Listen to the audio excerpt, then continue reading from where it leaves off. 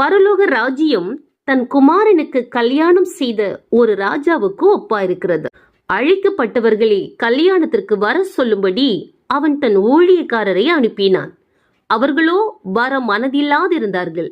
அப்பொழுது அவன் வேறு ஊழியக்காரரை அழைத்து, நீங்கள் போய், இதோ என் விருந்தை ஆயத்தம் பண்ணினேன், என் எருதுகளும் கொழுத்த ஜந்துக்களும் அடிக்கப்பட்டது, எல்லாம் ஆயத்தமா இருக்கிறது, கல்யாணத்திற்கு வாருங்கள் என்று அழைக்கப்பட்டவர்களுக்கு சொல்லுங்கள் என்று அனுப்பினான். அழைக்கப்பட்டவர்களோ அதை அசட்டை பண்ணி ஒருவன் தன் வயலுக்கும் ஒருவன் தன் வியாபாரத்துக்கும் போய்விட்டார்கள். மற்றவர்கள் அவன் ஊழியக்காரரை பிடித்து அவமானப்படுத்தி கொலை செய்தார்கள். ராஜா அதை கேள்விப்பட்டு கோபமடைந்து தன் சேனைகளை அனுப்பி அந்த கொலை பாதகரை அழித்து அவர்கள் பட்டணத்தையும் சுட்டெரித்தான். அப்பொழுது அவன் தன் ஊழியக்காரை நோக்கி, கல்யாண விருந்து ஆயத்தமா இருக்கிறது, அழைக்கப்பட்டவர்களோ அதற்கு அபாத்திரராய் போனார்கள். ஆமென்.